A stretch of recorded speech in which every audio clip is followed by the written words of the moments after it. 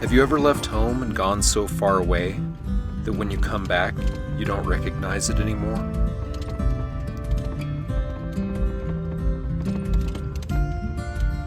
I think the same thing can be said of people, especially ourselves.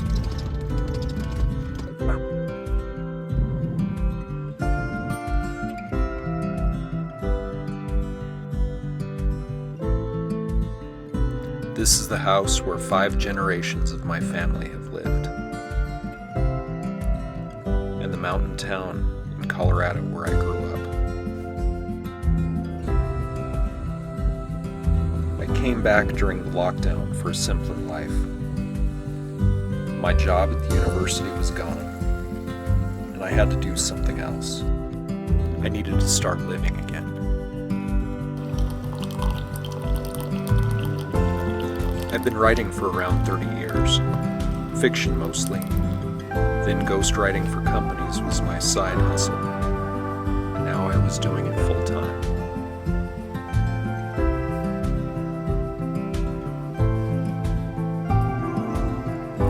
Writing is one of those things that I love to do. It's one of the things I know I'm good at. And if I could combine my love of going places and doing cool stuff, then I could become a travel writer. At least that was the plan anyway.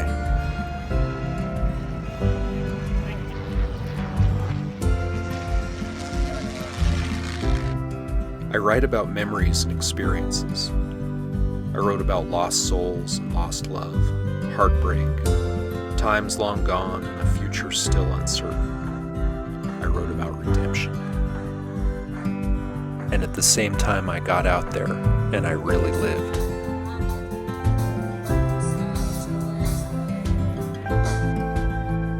The idea was to move back to the mountains with my son. He could have a taste of the life I had growing up. Simple. But life is never simple. Somewhere along the way something went wrong. That decision was no longer ours to make, and I found myself alone, starting over again.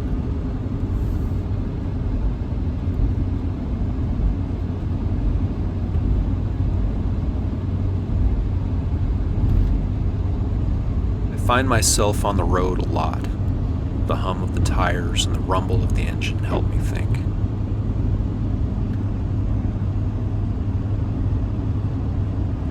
I'm lucky to have grown up in a place like this.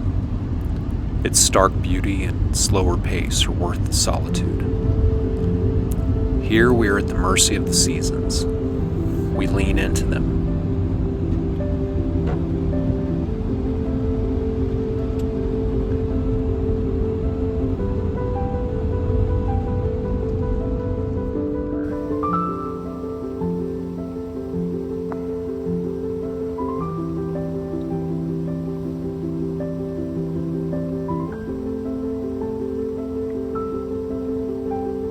I owe much of who I am to this place. The way I look at the world, the way you look at life, the slower pace, family, a new life.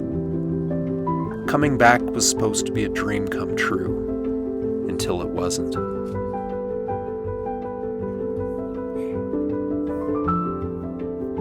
But I'm not ready to talk about that just yet.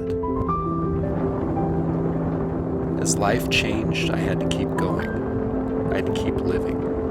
And if going alone was my only option, I couldn't let it stop me. So I traveled. I drank a lot of coffee.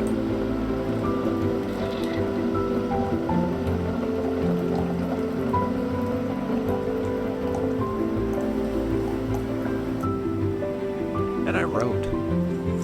I wrote down all my pain, my thoughts, and I kept doing it.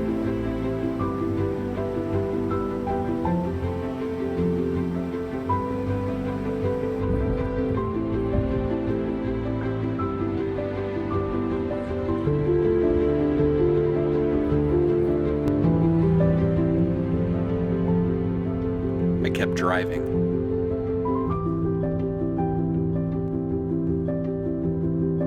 and I kept living.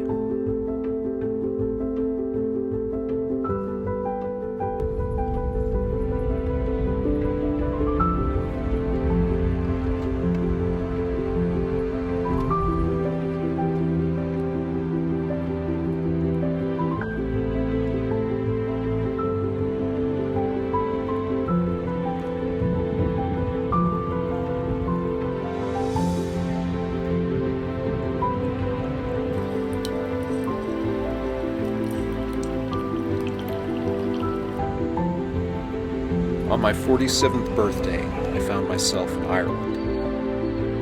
I started in Dublin.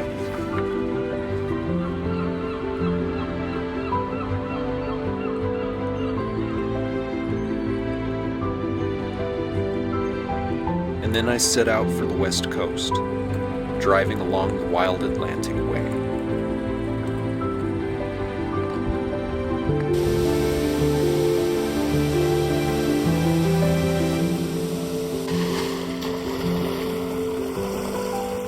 Never before had a distant land felt so much like home.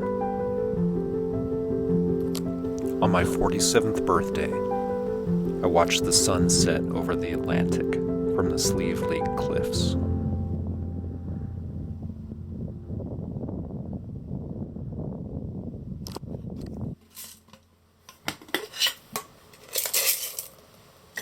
When I got back home, things were not the same.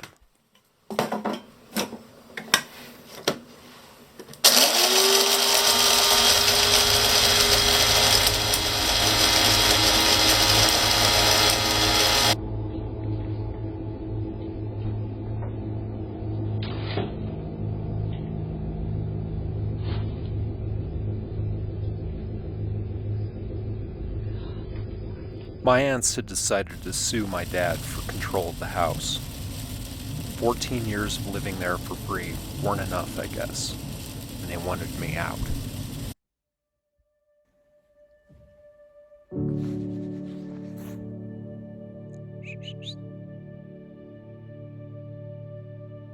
Penny.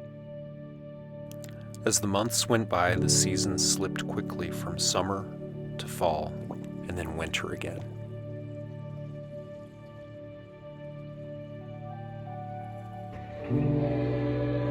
As the lawsuit dragged on, it looked to be in my folks' favor. But as I learned with my son, the law is expensive and not always fair. But I'd seen all that before, too.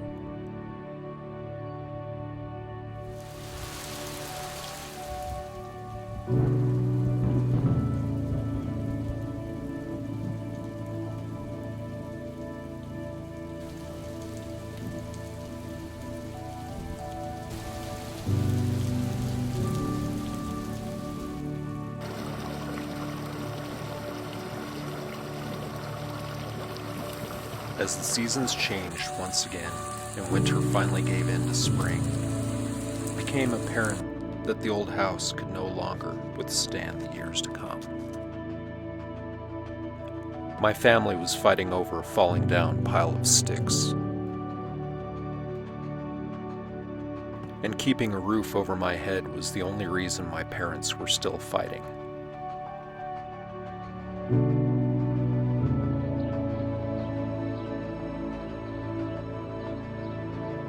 So like a game of tug-of-war that's gone on too long, they let go of the rope, and I decided to take a different path.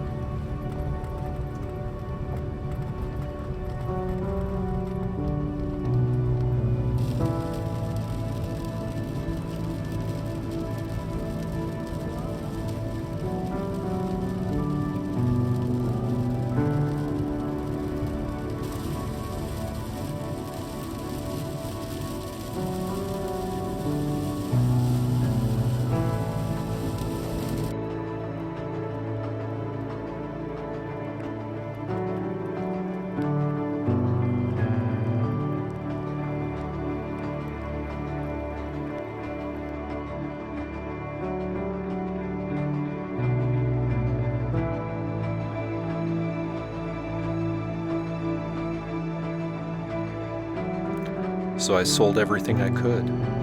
My furniture, my car. In just a couple of weeks, we cleared out 80 years of family junk.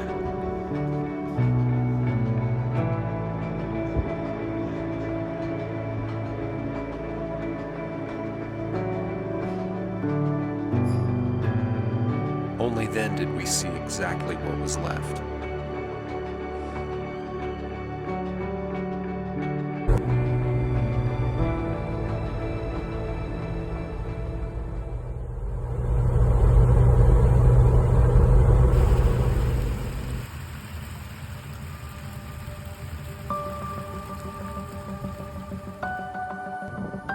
I used what I made to invest in a skoolie, converted school bus, a home on wheels, a perfect vehicle for digital nomad, a travel writer who loves driving.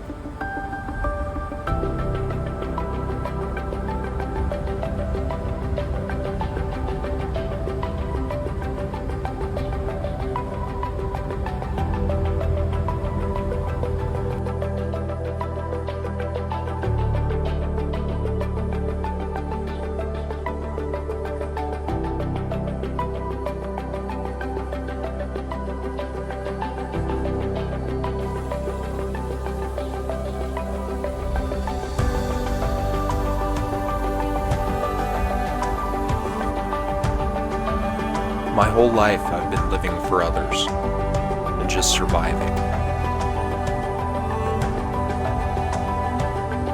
It was time for something else.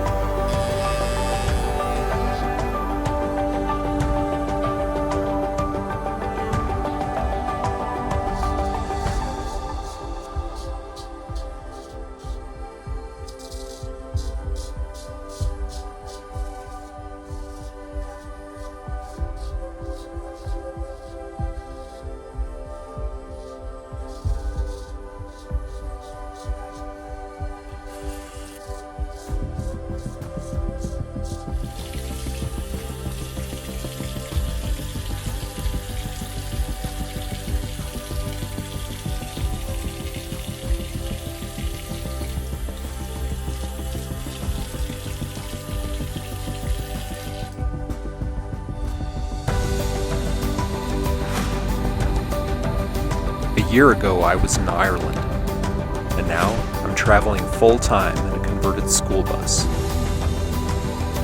with my dog Penny.